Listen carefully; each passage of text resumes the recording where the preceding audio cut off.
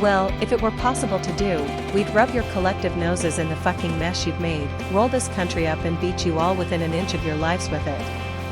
Now here's the two mediocre white men who fantasize about doing that. Prompts. Hey, here we are. We're recording. Now we're on. Good morning, good afternoon, good evening, whenever you're listening to this. We're recording this on November 11th, Veterans Day, at 7:55 a.m. Eastern. I'm Matt. I'm James. It's 6:55 Central because Matt and I don't cohabitate, in case you haven't noticed. No, but we both live in states that voted for Trump, don't we? Jesus fucking Christ. This fucking place. So much to talk about this week, so much to talk about today. Let's just get into it. Yeah, we're going to talk about the election being stolen and what Trump said he would do on his first day. But first, Nick Fuentes. If we were still doing the asshole of the week thing, there's your winner. What a sniveling piece of shit. What an absolute awful fucking human being. And he's proud of that fact too. So if you didn't see it, he has a YouTube show where he's just generally awful all the time, anti-woman, anti-Semitic, just a general all around terrible person. And after the election, he made one of his worst posts ever, where he was bragging about men winning and how it's going to be your body, my choice for women in America going forward. Has he? I don't follow him. I don't track him. I only know of him when he comes up in my feeds. But has he walked this back at all? I wouldn't know because I don't follow him either. I certainly haven't seen anything pop up that says that he's retracted or walked it back or anything. He's just a fucking piece of shit. Yeah, well, apparently, and I don't, these are just people saying it. I don't know if it's actually happening, but I wouldn't be surprised. People are saying that kids in school are saying it to girls, and men are saying it like out on the town, which that could be happening. I don't know. People have said it. Women have posted on social media that it was said to them. There are TikTok shops and Etsy shops that have popped up in the past week that are selling shirts with that on it. Yeah. And I encourage people to buy those shirts and wear those shirts so I can identify you in public without you having to speak. I'm fully in support of you wearing it on your chest so that I know where to do business. Which gets me to my other point. If people do provide consequences for the assholes that are saying this horrible thing, and you find yourself on a jury for that assault or murder, whatever, you do not have to find them guilty. It's true. The judge is going to tell you that you have to find them guilty based on the facts. The prosecutor will probably tell you that too. It's not true. Mm-hmm. If you don't want to find them guilty, you don't have to. Juries are infallible in the United States of America. You can make wrong decisions. Look at Casey Anthony. Look at OJ. So with that in mind, make sure you position yourself carefully during the jury selection process and give yourself an opportunity to be on that jury. Yeah. And even if you're the only one that doesn't think that woman who is the real victim, or the man who's standing up for women, even if you're the only one on the jury that doesn't want them to be found guilty, you can hold out forever. Yep. It'll be a hung jury, and I'm just saying, you don't have to. You don't have to find people guilty if you don't think what they did was wrong, even if the law says it was. All right. And also, that movement is absolutely going to lead to more violence against women. There's already way too much violence against women, but that movement is absolutely going to cause more. It's a horrible thing that he said, and it's horrible that people are latching on to it. Now, the other thing that's going on, we had the election last week, right? It was last week. Goddamn, last week seems like a year. I know we haven't even gotten started yet, and it feels like this never-ending fever dream that's in front of us, and it's just I've lost track of time. Yes, well, a new thing has popped up with people who voted for Kamala Harris starting to feel like the election was stolen by Donald Trump, and they're citing lots of things, and we're going to go through some of these things and tell you how it doesn't seem like that's it. Now, first of all, is it possible that the election was stolen? Maybe. And if somebody has evidence of that, I'd love to see it. But the hopium that you've latched onto with some of the things that you're claiming, I'm sorry, but we're going to burst that bubble. One thing people are saying is that their mail-in ballot wasn't counted because they log in and check it on vote.org, and it depends on what state you're in, but it'll say things like received or returned, things like that, and it doesn't say counted. That's because it doesn't. It won't. That's not how they do it. And returned means that it was returned by you to the election office. Received means it was received by the election office. They mark them down when they open them that they got them, and then they feed them through the machines to count the vote. They don't then go back and update that, yeah, we counted your vote.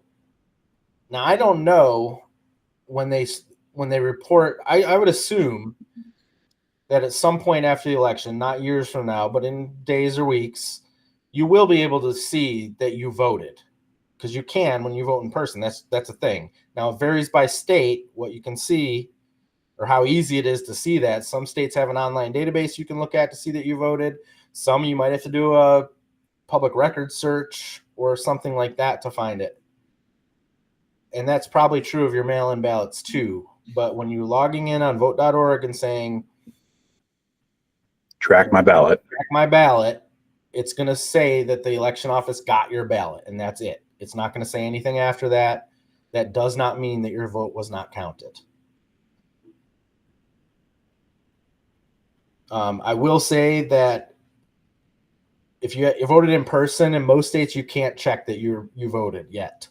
But if you signed in on the book and then voted, it's most likely your vote was counted, because there are poll observers who are Democrats who have said that there is no discrepancy between the people who signed in on the books and the votes tallied. There's no discrepancy there. And again, there will be a time in the coming days or weeks where you will be able to confirm that you voted.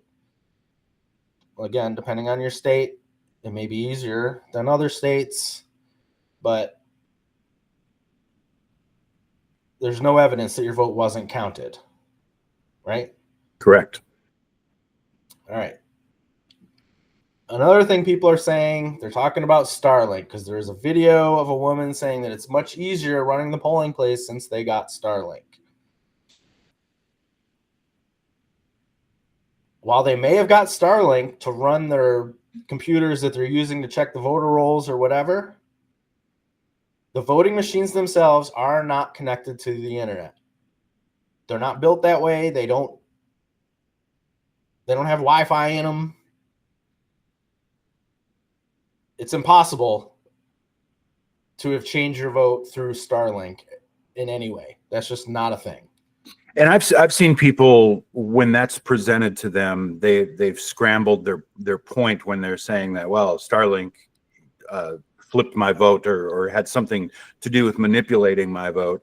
And so when they realize that that's not the case, they fall back on, well, it's, if nothing else, it's a conflict of interest. And the fact that one of Elon Musk's companies has anything to do with the voting process, which it wouldn't be that it has anything to do with the voting process. It has to do with providing an internet connection to a customer at a location. And again, there's no connection to the vote itself. But if you want to talk about a conflict of interest regarding Elon Musk and having his hands in the government in any way, which now it's a non-point now, because he's going to be granted carte blanche in terms of access to the government and everything.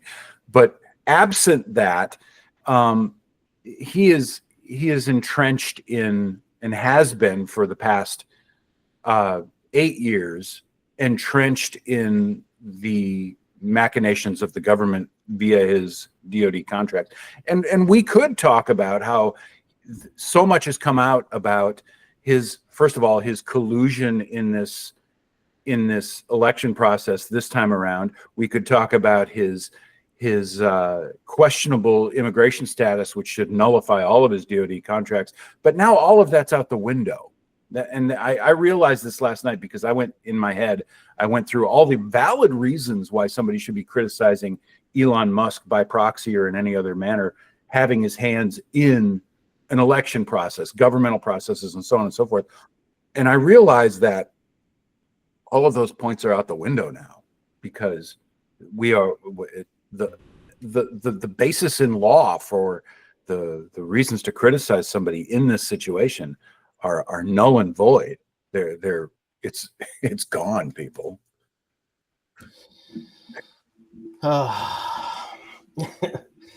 Yeah, I mean, yeah, you're right, 100%. All right, the other thing I see is people are talking about it doesn't make sense, like in North Carolina, where Trump won the presidential electoral votes from North Carolina, but Democrats won other statewide offices like attorney general and governor. Well, how does that happen? Well, because a lot of people, when they vote, they only vote on the top line and they leave the rest of it blank. That has always happened. That's bizarre to me. I looked at Pennsylvania because that's where I live. And in 2016, there was a Senate race and the presidential race, and 63,546 people voted on the presidential line, but not in the Senate line. In 2024, so far, they're still counting votes, but 68,878 people voted on the president line and not the Senate line. So that happens. Yeah, I don't know why people do that, but some people do. Well, one thing is you're much more likely to know something about the people running for president, than you are for other offices. Mm-hmm. So you may be a type of person that only wants to vote for people whose name you recognize. I don't know. I've never done that, so I don't know why people do that, but people do that. There must be enough statistical evidence that people actually do that, which is why there are millions of placards about everything that are cluttering lawns and entryways to places in the days before the election, because it's like it's an advertising mentality that, oh, okay, I don't know anything about this, but my mind remembers seeing vote no on Amendment 4 and shit like that, and people will do that. But then there are people that, even having that low level of information, would choose not to fill in the circle on an election process. Yeah. I didn't look at other years because those were the years that were comparable. So I want to get ahead of people saying, well, those are 2 times Trump stole the election. No. I mean, I would encourage you to go look in your own state and look at other years. I didn't look at 2020 because there wasn't a Senate race in Pennsylvania, so there was nothing really to compare it to. I would have compared 2022. There wasn't a presidential race. There was a governor's race, but there wasn't even a statewide race in 2020 in Pennsylvania. So that's why I didn't look at that. But go ahead, look at your own state. Look at comparable races and count up the votes. They are still counting the votes in 2024, so those numbers are going to change. One thing I will point out is last week we talked about turnout being down. In Pennsylvania, at least, turnout is actually up. It's up from 2020. So far, there's about 30,000 more votes on in the presidential race in 2024 in Pennsylvania than there was in 2020. So I don't know if that's going to bear out nationwide, but in Pennsylvania, that's true.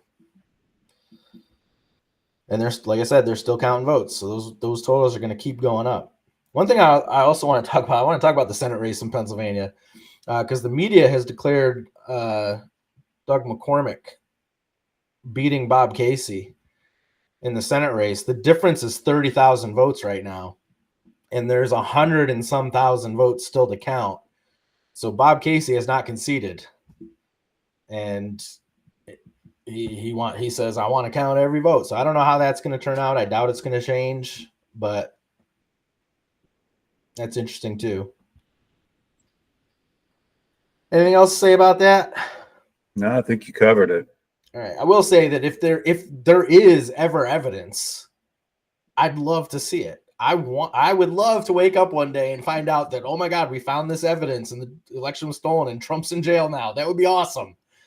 But until there's actual evidence, and I admit it is weird that on the campaign trail he started saying, you don't have to vote. We don't need your votes. I have plenty of votes.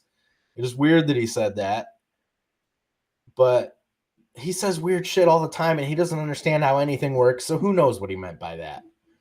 Yeah, and people are also leaning into the idea that he's been unusually quiet. And I don't know if that's the case at all, and that his children have been virtually silent since this. And I don't know. I think I believe that he's genuinely surprised that he swept things as thoroughly as he did this time around.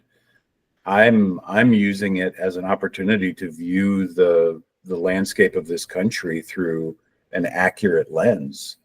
Nobody thought it was going to go the way it did, and to the degree it did. Yeah, so it's a wake up call to the shit that we're living in. Yeah, I'm not going to. I want to reiterate. I looked at several states, and there was no state that Trump won where if you added all of Jill Stein's votes to Kamala Harris, it would have changed the result. There's none. Mm-hmm.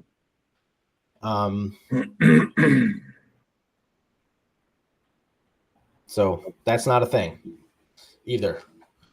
You know what? This isn't on the outline, but I want to say one other thing about the election, because I have seen on social media, I haven't seen any Democrat politicians blaming the voters, but I have seen people on social media blaming leftists for not voting or voting wrong.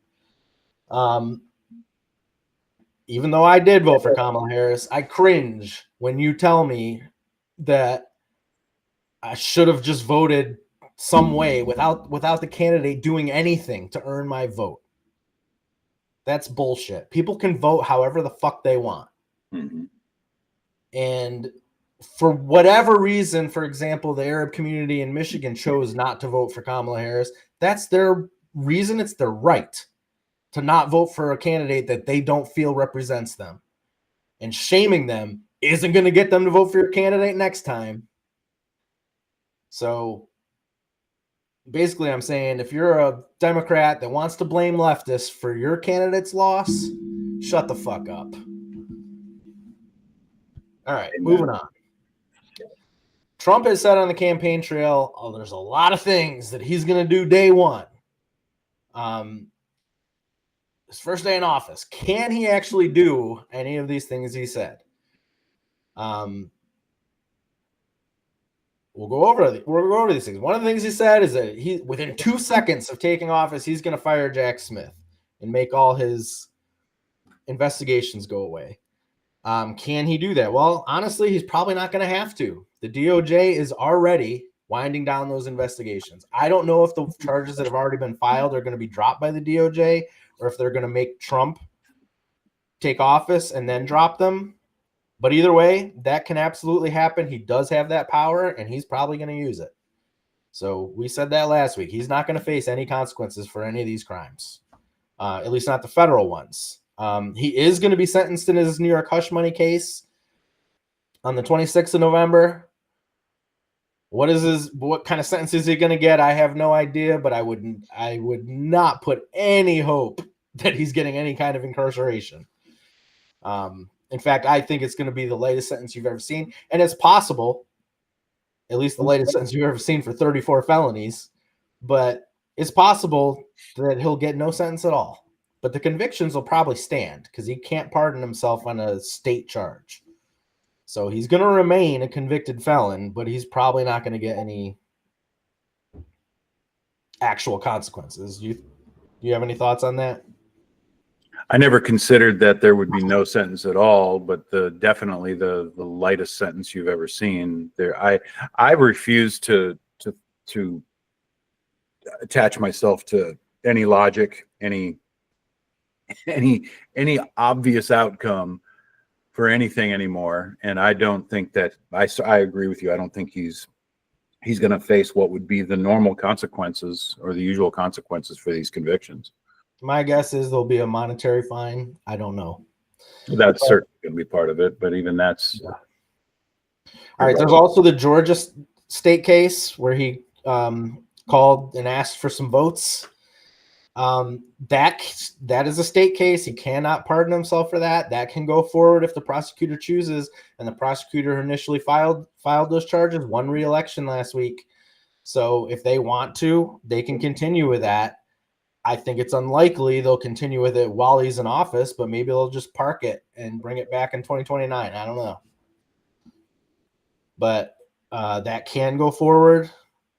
But like I said, I doubt it will. It'll be really hard to get testimony from anybody involved in that while Trump's in office.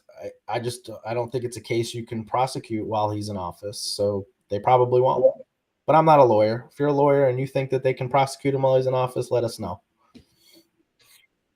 All right. Another thing, he said he would pardon the J6 insurrectionists. Can he do this on day one? Absolutely he can. Will he do it? Probably. It's important to note that there are investigations still going on. There are people yet to be charged for that are being investigated. I would say the chances of him stopping those investigations are 100%. Can he do that day one? Absolutely he can. Just takes a stroke of the pen to do pardons, and all he has to do is direct whoever he puts in charge of the DOJ to stop the investigations. And that's it. It's done. So, yep, he can do that on day one. He said he's going to fire the deep state employees in the federal government, not just the ones that he can appoint, but the career people that work for the government. Can he do that? Not really. There are rules against that were put in place after his first term that he would have to unwind somehow. I don't know if he would need Congress for that or not, but he certainly can't do it on day one. It's also important to know that 30% of federal employees are unionized, and it's likely the unions would put up a fight against something like that. Would he care if 30% of the federal workforce goes on strike? I don't know. Republicans have literally shut down the federal government before intentionally multiple times. So maybe they won't care if they do that, but he can't just fire people and replace them with sycophants. He can the appointees, which there are thousands of them, but he can't do that for the people who just work for the federal government. Did you see Jerome Powell being questioned about Trump or people that are working for Trump have suggested that you step down? Will you? And said no. And there's no the president doesn't have any control over who occupies seats in the Federal Reserve. And Jerome Powell has made it very clear he's not going anywhere. He said it slowly for the reporter that didn't hear him the first time. It is not allowed under the law. Yeah. Yeah. So, yeah. Expect Trump, however, to be attacking him on the daily when the Fed doesn't do things that align with whatever economic fiascos Trump is planned to put in place. Yeah. All right, the tariffs he's talked about. Can he do that on day one? Well, maybe. Normally, Congress levies tariffs, but there is a law that allows the president to adjust tariffs on imports if it's related to national security, and that's pretty vague. He can argue anything's related to national security if he wants to. He did the tariffs he imposed on steel and lumber in 2018. He did not go through Congress for that. And those stood until Biden took office. So it's likely he can do it again on anything he wants without Congress. Drill, baby, drill, he said, right? Resurrecting that stupid line from Sarah Palin. Can he do that on day one? Yeah, he can. He can remove the EPA is a executive branch agency, and he can direct them to do anything. Well, but to be clear, in that specific situation, the president has the power to grant leases to parcels of land in these areas that currently are restricted. It doesn't mean that if an oil company is granted a lease for a plot of land in this case in Alaska, it takes a decade or more before they can spin up drilling, if they even determine that there's a reason to and there's a benefit to drilling in that area. And there have been plenty of cases where Trump did this in his original term, where he offered up these leases in places that were previously restricted, and the oil companies said, we've surveyed these and there isn't a win for us attempting to expend the resources to drill in these areas. So it doesn't mean that drilling would occur. True. And what would cause drilling to occur there is a higher price of oil, which Trump said he doesn't want. But I will point out, when he was president before, he did cause the global price of oil to go up when he made an agreement with OPEC to restrict production, which caused the price of oil to go up. The only reason why you all think that gas was cheap when he was president is because of COVID. Yeah, supply and demand. It was not cheap before COVID. Yeah. But when COVID happened, the price of oil collapsed because demand was way down globally. Yep. And by the way, for those of you that are, and it's always these fucking troglodytes on the right that are screaming about low gas prices. Y'all are the flag bearers for the blue collar community. You realize that when gas prices tank, oil production, drilling, refining, all those other things slow way the fuck down too. And people who work in that industry on the blue collar level lose their fucking jobs. At the very least, they lose hours, they lose money. And so that's what you're cheering. You can't even be consistent in your support of blue collar workers. You're full of shit. Yep. All right, another thing he said, and I think you pointed out to me before we started recording, that he said he would do this within 24 hours of being elected, right? Not for the war in Ukraine. Yeah. Yeah, that he would end the war in Ukraine. Well, since the election, Vladimir Zelensky and Putin, they're both Vladimir, right? Yeah. They both said that they have no intention of stopping the war. Zelensky said he's not going to concede any of their territory or freedoms because Trump tells him to. And Putin said, I have no intention of stopping the war. So doesn't appear he can do that. I'm surprised that that's Putin's spin on it, because I've seen line by line what Trump is proposing to be the conditions on which this war is ended. And it looks to me like line by line, it's everything Putin has asked for. Yeah. It's give up NATO and give up these territories and a few other things, but they seem to line up pretty solidly with Putin. And I hope Zelensky stands his ground on this, and we'll see how Trump responds. And if it's choking off military support, I think the other NATO countries will probably step up their game and fill the gap, because they can. Yeah, they will if they don't have their own right-wing people take over, because that is happening in Europe too.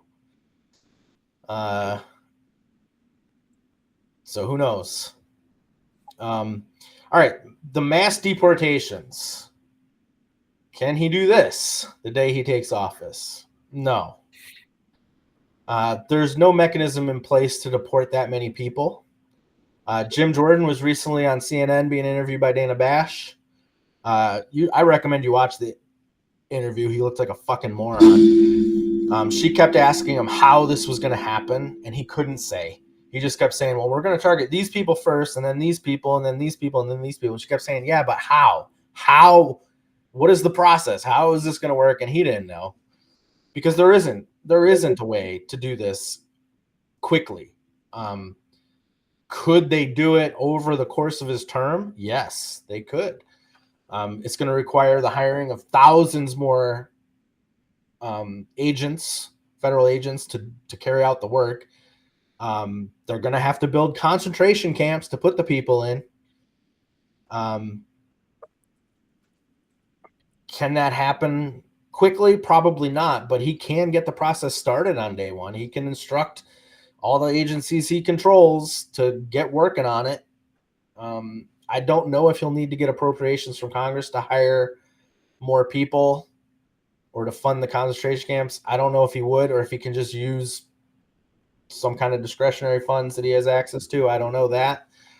But he can get started on it, but it won't happen immediately. I want to point out that, and this is semantics, but this is what it's going to fall back on when he tries to say, I kept my promise. He said the largest mass deportation in history, the largest number of people on record being deported were in 2013 under Obama. 438,421. So all Trump has to do in order to say, I kept my promise, is deport 438,422 people. Right, but he doesn't actually have to do anything to say he kept his promise. He'll just say he kept his promise. Oh, of course. Yeah. But if he wants actual data to support him making that claim, that's the number he has to hit. He claims he did stuff that he never did all the time, and his voters believe him. Yeah, I'm not saying that facts, truth, and evidence ever have anything to do with this, but there it is. All right, the other thing he said, he talked about cutting your taxes immediately, putting more money in your pocket. Can he do that on day one? No. Only Congress can change taxes. Will it happen? If the Republicans have full control of Congress, probably. Even moderate Republicans don't like taxes. So that's very possible. And I encourage people that, this is a president, because a president can't modify the tax code from term to term. There is a gap in there, and the gap was Biden. And I believe that this time around, the president can make modifications to the tax code. But I encourage people to pay very close attention to the specific verbiage that will exist in that modification to the tax code. Because the last time around when he did this and he threw a bone to the low income people and modified their tax rate and gave that an expiration date, nobody paid attention to what the expiration date was. And educate your fucking self and read it line by line. It isn't going to be that complicated. And know what, if he throws a bone to the low income bracket, again, look at the specifics of that. There's gonna be an expiration date on it. There's going to be verbiage in there that is only applicable to that income bracket, that won't be applicable to the other brackets that will go in perpetuity. So fucking read it this time, please. You went back into black and white mode. I don't know what the fuck. This camera. Yeah, so I mean, we're gonna watch a lot of terrible things happen, but he can't do everything he said he was gonna do easily. And it's important to note that the House is still not decided. Although, I think when we talked about it last week, the Republicans had flipped 5 seats and the Democrats had flipped 2 or something. They've each flipped 6 seats now.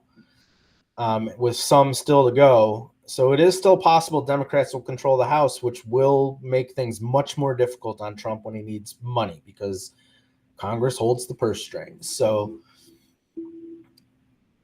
well, if they do hold the majority, it's still going to be by maybe 1 seat. True. It's unbelievable. Yeah. Well, the other thing to think about is, if the next 2 years are really terrible, it's very likely Democrats will take back Senate and the House in 2026. Because people vote against the party in power when things are terrible. So if he does implement his tariffs and everything gets more expensive, which is what will happen, all these people that voted because they thought they were going to save money, will they vote differently in 2026? The independents probably will, I would think. Mm-hmm. The Republicans won't. They're going to continue to vote for their own death. Right. So yeah, that's where we're at. That's what we have to look forward to in January when he takes office. Some of those things he can do, some of it he can't. But over the course of the next 4 years, there's a lot of terrible things he can do, and there's terrible things that we haven't even thought of yet that he can also do. So it's not going to be good.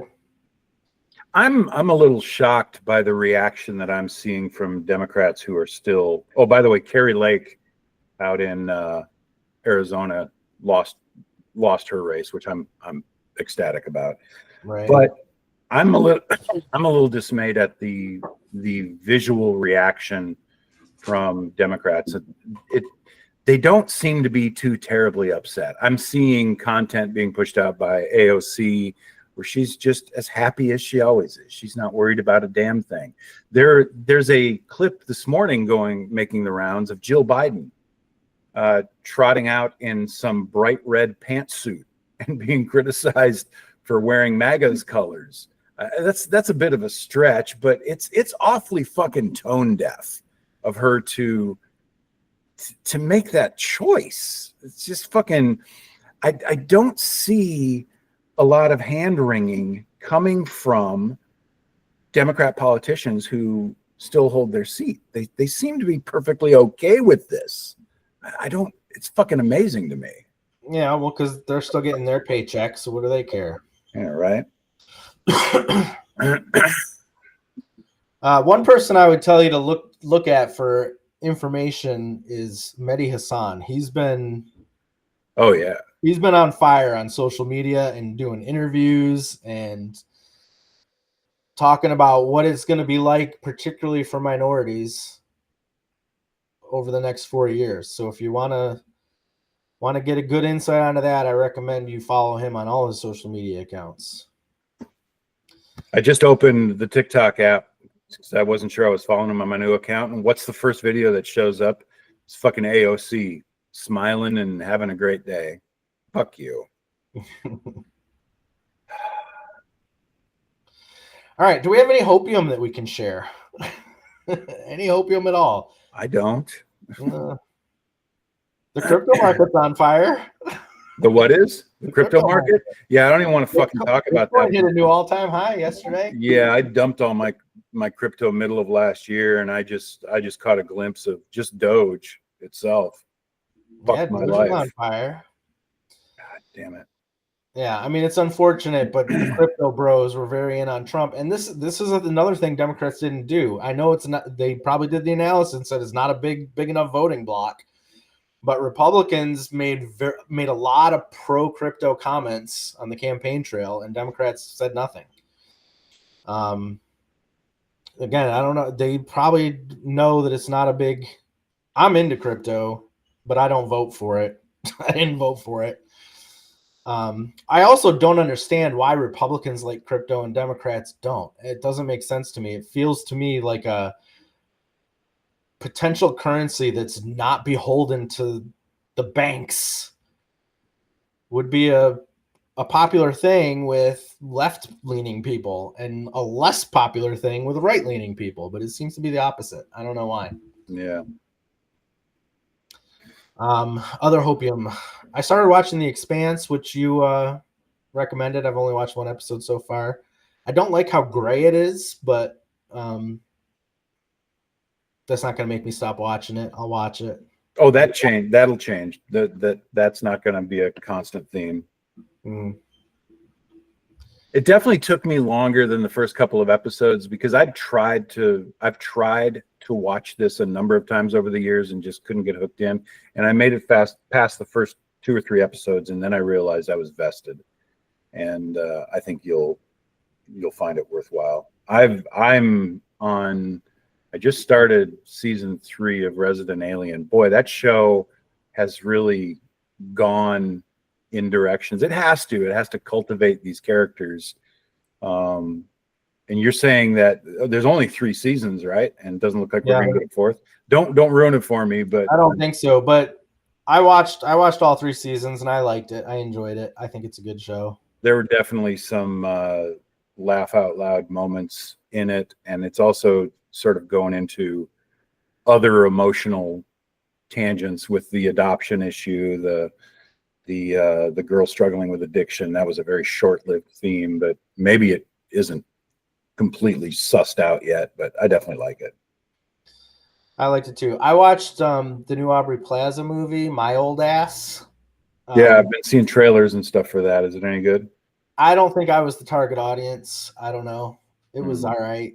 It's a teenage movie, really. So I think young people might like it more than I did. Oh, I just heard your dog flop his ears. He must know we're coming. Yeah, he knows we're getting toward the end. I don't know how he knows that. We usually Any box office movies coming out? I want to see Heretic. I haven't heard of this. It's a horror movie about a pair of Mormon missionaries that I don't know what happens, but that's just how it starts. I think I've seen a trailer or something talked about for that. Yeah. I don't know much more about it than that, but that's I don't know. I've been into horror movies lately for some reason. I think it's coming out on Prime. I think it's a movie that's made for Amazon Prime. It's called Apocalypse Z. And it looks to me like it's a sequel to World War Z. It looks like it has some connection to it because I'm pretty sure the lead actor in it was one of the scientists at the disease control lab that Brad Pitt interacted. I'm fairly sure, but it certainly looks like it has some connection to World War Z. A movie, by the way, that had been promised a sequel for a long time, but hasn't come to pass. Maybe this is them testing the waters for that. Yeah. All right, James. I don't know I don't know what we're going to talk about going forward. We're just going to keep talking about all the horrible shit Trump does. Yeah, we're not looking for that shit.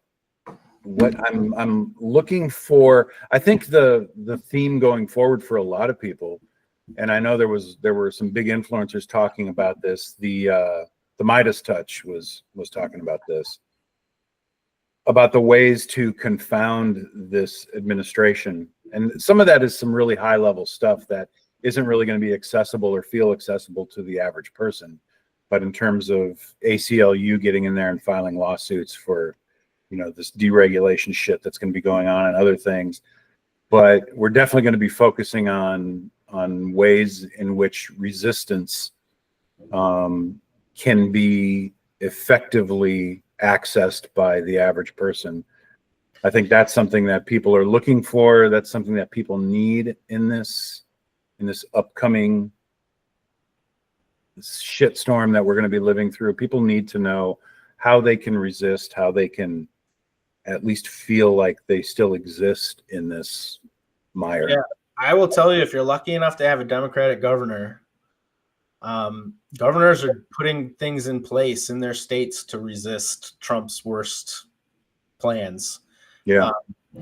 Josh Shapiro here in Pennsylvania, I don't know specifically what he's doing, but it's been reported that specifically that him and his team are looking at ways to resist Trump's worst desires here in Pennsylvania. And Gavin Newsom's doing the same thing in California. So that can be helpful. Other than that, I don't know if protesting will be safe. I don't know. Yeah. I mean, it is if you reach a critical mass of numbers doing it, right? It's not safe for everybody, but it's safer if there's more of us. It's definitely going to be less safe than it was over the past 4 years. Yeah. This was a point that I made. Again, this is a moot point at this point, but one of the points that I made for the people that were struggling and who they should have voted for was the basis on which you're withholding your vote or giving it to a third party is lost now. The ability to protest, the ability to have a voice take one facet of it, for the people of Palestine, your voice in that is severely crushed in what the result of this election was. And it wouldn't have been, and it still wouldn't have achieved exactly what you wanted in that regard had Harris won this election. You wouldn't have the whole fucking, equation that you sought, but you would still have the voice and the ability to protest in a much safer environment than you do now. The degree to which you have shot yourself in the fucking foot and achieved nothing. You've achieved nothing. You've advanced your cause 0 degrees and you've wound it back by years. Yeah, and it's unlikely that punishing the Democrats is going to move them further in your direction. It's very unlikely. Yeah, it's almost completely unlikely. Well, This that's one- why these two leftists decided to support Kamala Harris, even though we don't. There's a lot we have to complain about with her, but we chose to support her because we knew it was going to be much, much more difficult to do anything under Trump, and now we're in that reality, so we got to figure out how to deal with it. Yeah. All right, James. It's a warm, cloudy day. It's November 11th, and it's 60 degrees, which is unseasonably warm. It was cold yesterday. we had a warm front come in overnight, I guess. We usually here in Northwest Florida have, by now, the middle of November, have had one or two good cold snaps. And I say that, I'm talking about temperatures down in the mid 40s, high 40s. We've had none of that. It's still been in the high 80s every single fucking day. And I'm waiting for the cold weather. I appreciate it and I love it, but goddamn, people, we did this. Yep. All right, man. Have a good holiday. Happy Veterans Day, by the way. Thank you. Yeah, I'm gonna go get some free meals, I think, today. There you go. You've earned it, buddy. All right, bro. I'm gonna go get some breakfast, take my dog out. Thanks for listening, everybody. Yeah. Like, share, comment, subscribe, all those things. And we will see you in a week. Yeah. All right. Adios.